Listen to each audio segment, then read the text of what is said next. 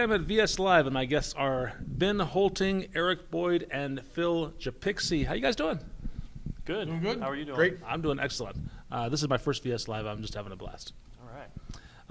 I was surprised to learn that you guys did a talk together, all three of you. It wasn't on the schedule. I was looking for it. What ended up being the title of this talk? Ben?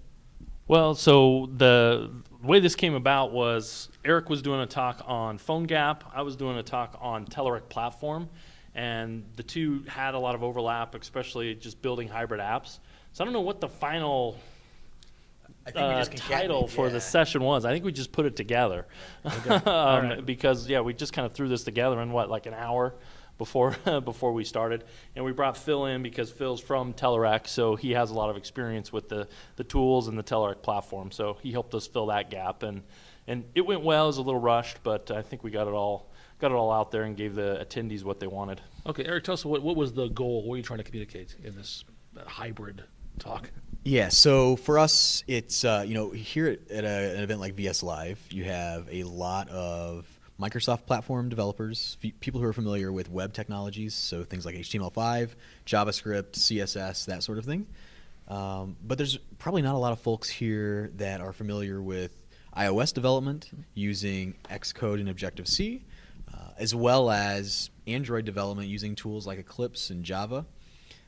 So with that, those same developers still would like to build apps and target that large audience of iOS and Android users, and there's a way to do that with those web technologies using Apache Cordova. And so that was the gist of it, is how can you repurpose your knowledge and your skills and still build apps for those platforms with all those users and be the next WhatsApp or Flappy Bird or something like that. One, I think an important thing that we wanted to convey, there's so much hype out there about everything's going to be native mobile or do it with the web or other products, and there's this whole hybrid segment that Cordova brings to the table that people just aren't aware about. And so the part of the talk that I covered, I had taken some excerpts from a talk that I give on hybrid development that just explains the landscape. What is the difference between building a web app that you can enable for mobile, building native mobile apps versus building hybrid? And I think the audience really didn't have a good understanding going into it, and I think between talking about those differences and what these two demoed, I think it really drove the point home. Yeah, that is a big challenge. So it's a lot to ask a developer to learn all those three platforms intimately and be good at them. I'm going to learn Java, I'm going to learn the Android development tools, I'm going to learn iOS and iPhone development tools, and I'm going to learn .NET and the Windows Phone development tools. So we abstracted away like a tool like Cordova. The advantage is that I can just use more or less one skill set. I don't have to dive deep into some of those, right? Yeah, exactly. So one of my roles as technical director is to try to provide value to the client and get them out in the mobile environment quickly.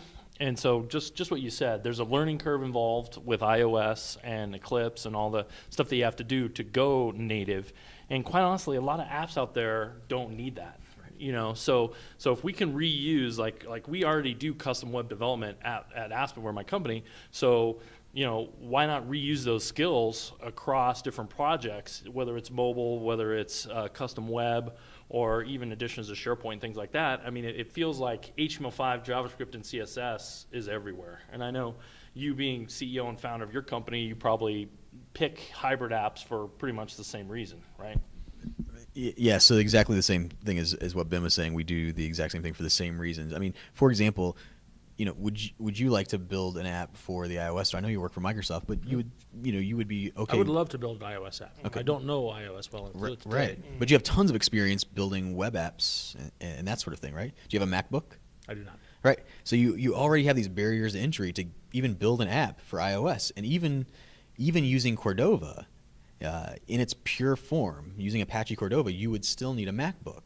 And so that's where things like Phil's company comes into play with Telluric and App Builder, because now you can do everything on Windows, you can do everything in Visual Studio, and build a Cordova app and never have to have a MacBook or never have to open Eclipse or Xcode or any of that. So that's a pretty compelling thing for a Microsoft developer and a web developer to be able to do that.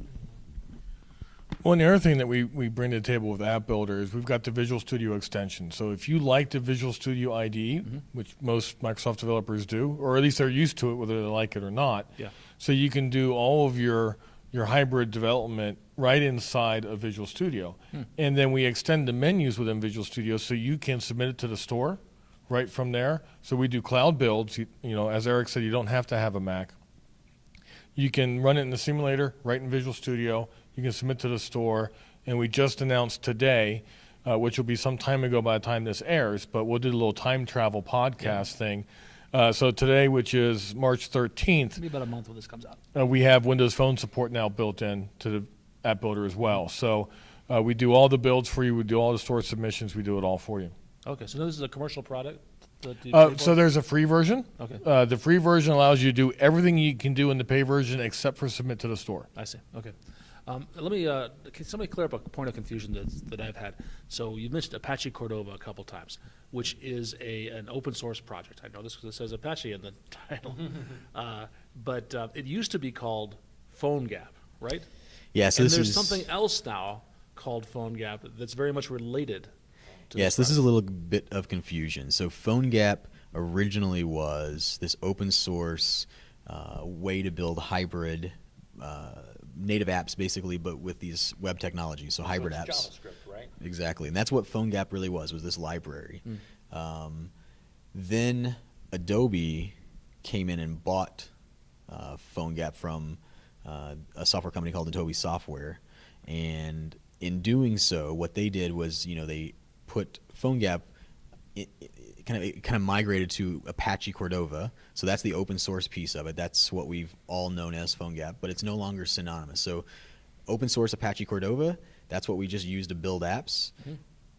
PhoneGap is now commercial tooling around Apache Cordova from Adobe. So it's For the paid. build process. Right now, it's just build, but who knows where they're going with it. But that's where they're using the PhoneGap brand is commercial tooling around Apache Cordova. So very similar to what Telluric is doing, except Telluric provides so much more than build. So right now, PhoneGap is just doing builds in the cloud. So the way we get around not having a MacBook, and the right way we get around not using Xcode is by doing a build in the cloud where there are Macs to do that build. And that cloud belongs to Telluric. Well, in the App Builder case, In that yes. okay. But in the Adobe case, PhoneGap has their own build cloud. But right now, that's all Okay. PhoneGap is, and Telluric provides so much more for us as Microsoft developers with App Builder. So we get the Visual Studio extension like Phil was talking about and what have you. So Okay. These are the tools of yours. So you're not using the Adobe product at all in your work environment. no, not really. Are you using the Telluric tools? We are. Yeah, I am. Yep, we are too. All right. Yep. Okay, so there's a lot of, and you are too. You are as well. I guess I assumed that. I just want to get. I mean, there's a lot of good tools out there. I just want to get a feel for what you guys have experience. And the with. Telluric tools, just another point of clarification. The Telluric tools used to be called Icenium.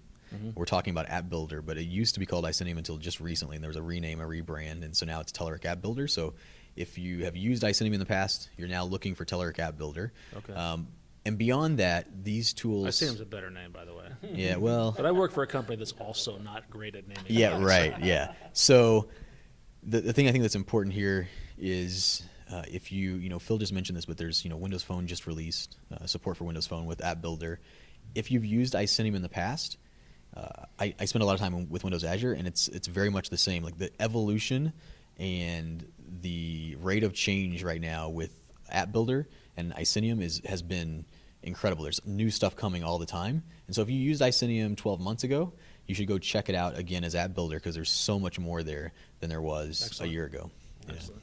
Can someone give me an idea for what the workflow looks like when I decide I'm going to create a cross-platform application using these tools? I go into Visual Studio, File, New. Is that where I start? Go ahead. I'll start it, Phil, and then I'll hand it over to you. But yeah, so the first thing you have to do is install the App Builder extension for Visual Studio, if that's what you're going to use. Okay. Now, I want to talk about you guys' workflow. So. yeah, okay, so my workflow is, we have that already installed, and so what that does is it gives you templates inside of Visual Studio. So when I go file New Project, I now have a Telluric area, and I can go into App Builder, and there's a few templates I can use. I can just do a blank one if I want to just do straight HTML, or I can do a jQuery UI based project, jQuery mobile. Or I can do a Kendo UI Mobile based project as well. And then oh yeah, data viz. That's right. Yep, that's right. And so, so you can start with those, and you get a working functional sample app out of the box. And it is kind of hello worldish, but at least it gives you the idea of the structure. And so for anyone who is used to doing SPA applications, single page applications in the web, it's very, very similar to that, where you create your views and your templates, and then the Kendo framework or jQuery or whatever you're using takes care of the navigation and takes care of switching those views in and out on the screen. And so originally you start with that, and then you can just start, what we did in the demo yesterday was you can start pulling in some of your CSS from your web project and start reusing that if you want to, but you can also use Kendo out of the box, which is nice because when you switch from iOS to Android, it'll actually update the styles for you and make it look like a native Android app versus an iOS app. Let's talk about that. When you start switching styles, are you talking about in a development environment, not switching styles? Am I creating different views for different platforms? So you create the view once, and then Kendo or App Builder and Kendo UI Mobile really will take care of determining whether you're on an Android device or an iOS device. I'm not sure how it works with the Windows Phone since that's just coming out, but I'm assuming it'll do the same type of thing. Yeah, so actually Kendo UI Mobile's been around a lot longer than App Builder or Icenium. And just to be clear, one of the reasons we renamed it from Icenium, the ICE part of Icenium is for integrated cloud environment, but it's so much more than just the integrated cloud environment. So we've got a cloud-based IDE, we've got a local one you can install, plus the Visual Studio extensions. We're really talking about end-to-end building. What did NEOM stand for? ICE was, it was, That's Latin for ice baby. that was actually an internal contest, and it sounded cool. But jQuery Mobile's been out for a while, and it's always had the ability, it's not jQuery Mobile, Kendo UI Mobile has been out for a while, and we've had the ability to make your app look like iOS, Android, or Windows Phone for quite some time. And that's an opt-in, right? So I can optionally say, yes, I want you to, you being Kendo UI Mobile, reskin this app based on what device I'm on. And so it'll move the app bars from the top to the bottom and things like that. We also have a flat layout, which is much more modern UI-ish, if you will. So you don't have to have it update. It really depends on what you want to do with your app. Because initially everybody wanted it, an iOS app to look like an iOS app, and an Android app to look like an Android app, and a Windows Phone app for the 5 of us that have Windows Phone look like a Windows Phone app. I guess we're all in this room right now. Yeah, I think all of us we better have data backup somewhere. But more and more companies are wanting to have their own identity across devices. Oh, okay. So that's why with Kendo UI Mobile, we can tell it to either, yes, adapt to the platform that you're targeting, or to keep your same styling. Okay, so you could choose to look like the platform, or you could brand it to look like Dave's company style. Absolutely. That's my style. I branded that. Is that done at runtime, or is that done at like compile deploy time? Well, it's just using CSS3 capabilities to basically like media tags. So and I say like media tags on my Android device, I would still get code for the could style for an iPhone. I'm just not using that code. I'm switching to some conditional logic at runtime that will. Well, so it depends. It can be done at runtime, or you can do it at build time. I see. Okay. Just while we're talking about that, I also attended a session here on just Kendo UI Mobile, and he didn't do anything with App Builder or any special things with the platform, the Telluric platform, but he just did it inside of a website, and then he just basically his emulator was the Safari browser, and he would shrink it, and it would automatically adapt and look like it should on an iOS version or vice versa. So you can do it without with inside of App Builder, or just with your web apps if you want to do responsive web design as well. And along those lines, in your question about workflow, how do we work with this stuff? And so I've been using this product for a long time. So I've been using Icenium for a long time before the Visual Studio extension and what have you. And so my workflow is slightly different for some projects because I haven't converted them to use Visual Studio yet. And so the way, in some cases, my workflow, there's Git integration on the back end.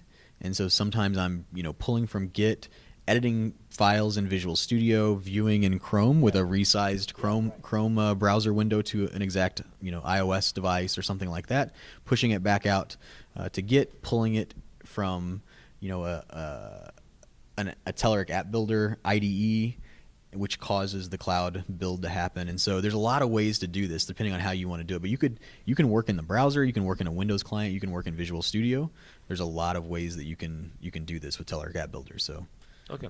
With these tools, are we going to be pushing actually a native app down to the store, or are we just is this a page that runs in a browser, or what exactly does the user get, the end user get? So Cordova is interesting. I have a slide about this in my talk that kind of lays out the architecture because it's relatively complex. What happens is at the core you have native APIs to the device.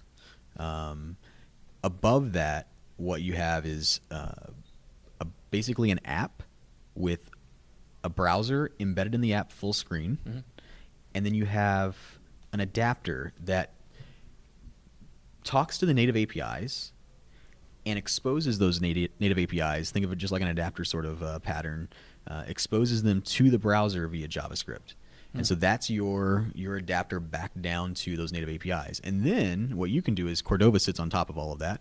From your JavaScript and HTML and CSS, you're building apps. Your JavaScript's talking to that Cordova JS library that's causing all of that stuff to happen inside the browser control in the app. Okay. But it's not like you're loading a web page in. It's not like you're just wrapping a web page that's out there. That just happens to be the technologies you're using. Okay. And you'd have hooks into the native operating system, so you can get APIs to do things You have- like yeah. I don't know, accelerometer or You have GPS or you have whatever it is. APIs to work with all of that. Camera. Yeah, exactly. And so Is that where you find a lot of condition logic is, or we have to write it slightly differently for the for one platform versus another? Or is no, that so that's abstraction taken away that's abstracted away for us. And so now there's some small like details that might be a little different based on different features that are available on a different device. But that's what Cordova does is it adapters the native APIs so that we don't have to worry about that. When we write it, we tap into those APIs in one unified way. So. Okay. Eric, can I ask you this? So, I mean, you're talking about adapters, and usually when I hear that, I think performance, right? There's going to be a performance hit there. So, can we talk a little bit about, the performance differences between this hybrid type versus just a straight native app? Yeah, I can answer that really quickly, and I'll let Phil answer that as well because I know he talked about that a little bit yesterday. So. Yeah, and in the future, I'll ask the questions. Okay. That's right. I'm just kidding. Woo. Yeah, So there is a there's a performance overhead a little bit, not because of this adapter business, but really more because the web browsers on native devices are typically not hardware accelerated. They're not optimized for native apps. So you're not going to be doing 3D games in the native browser at rapid frames per second. Like you're just not going to do that. Right. You could still build games, and people are doing it. There are games out in the store right now that are built with PhoneGap, and it works. But that's not what it's really designed for. And so it's because the browsers just aren't optimized for that. And Phil can talk about that a little more in some cases, and I'm sure he'll talk about it. But in some cases, they're intentionally not optimized for that. So. Yeah, and the most famous case was a certain company that has devices with white plugs that intentionally slowed down the web view control because they were trying to put a hindrance on hybrid apps. Right? They wanted things to be mobile or a native mobile. I'm surprised they haven't just forbidden this. They've just excluded a lot of apps. Yeah, and that's a risk you might run. I think the community has spoken loud and proud, and I think they've backed off. And in the latest version, those intentional performance hits have been taken out. But at the end of the day, you really have to think about what makes sense. What are you writing? Am I writing a game that I'm hoping will be the next Flappy Birds or whatever? Then I probably want to write it native, right? Am I writing just something that I want people to be able to access my site and get directions to where my store is? I'm probably going to write a web, right, and use, responsive design and things like that to really make sure the MVC5 features where I get view switching and everything else to write an app that just, I don't care about their hardware. Hybrid is a really nice, it's the sweet spot in the middle. you get a lot more reach because you're writing the code once, and it's not like back in the C++ days where it was write once, debug everywhere. You know, it really is, it works on all. You get plugins, so if there's some features that aren't available in the core Cordova, there's a whole community of people making plugins.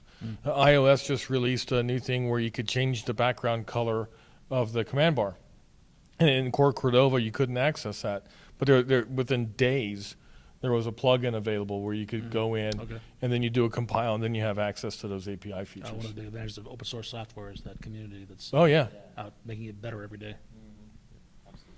And so along those lines, to be a little explicit about that, so if you are an iOS developer and you can sling Objective-C and you're comfortable in Xcode, then you can also pretty easily build your own plugins to do that adaptering. So if there's a feature that you don't have access to for some reason, or something that's just new, you can build your own plugins.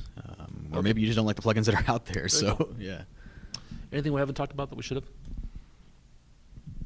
One more thing that I'd like to add, just from our client's perspective too. Yeah, that's right. If David's out of questions, I'll ask some more questions.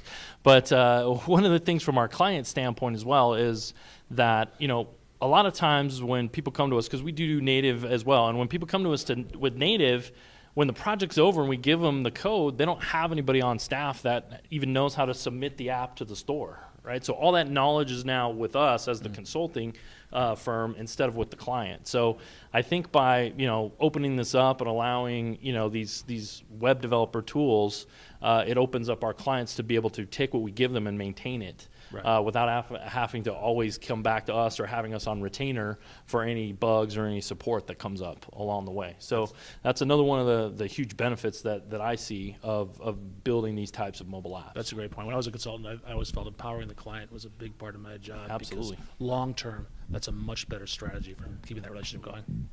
You know, one thing I want to add, and Eric did a great job of showing the pain of doing it by hand.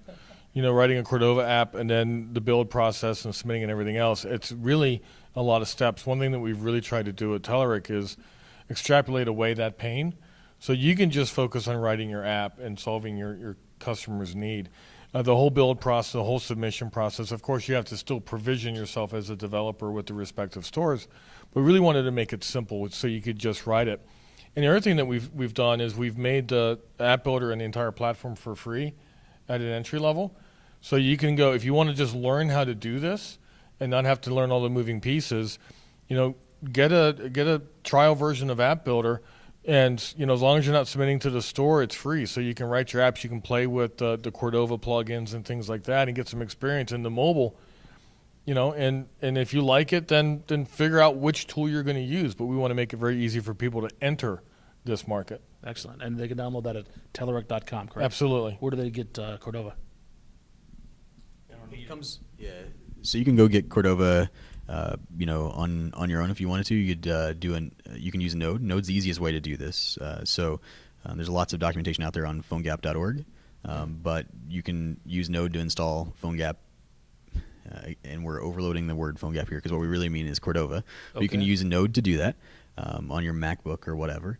But the pain associated with doing that way is significantly more than if you were just to go grab App Builder and use it, and App Builder will pull Cordova in for you. So. App Builder will pull Cordova. Okay, that's what I'm asking. Great. Yeah. I didn't realize that. Last question is, you guys have an online presence. What we're going to find more about you guys. Ben?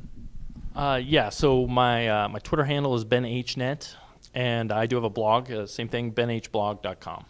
So that's how you can get a hold of me. And online I am Eric D. Boyd on Twitter and ericdboyd.com. And I am Ski Medic. Ski is in snow ski and medic is in paramedic. Skimedic.com everywhere. So about me /Ski Medic. Skimedic.com is my blog. Ski Medic on Twitter. Excellent. Thanks, guys. Really appreciate it. Yeah, thanks for having us. A lot of good stuff. I learned something today. All right. Thanks, David.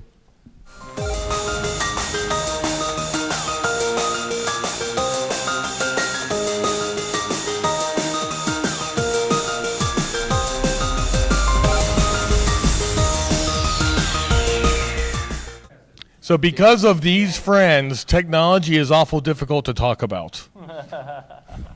I love coming to conferences like Visual Studio Live and sharing awesome technology with friends and attendees? I like discussing technology with my friends, both here at conferences and also at my workplace.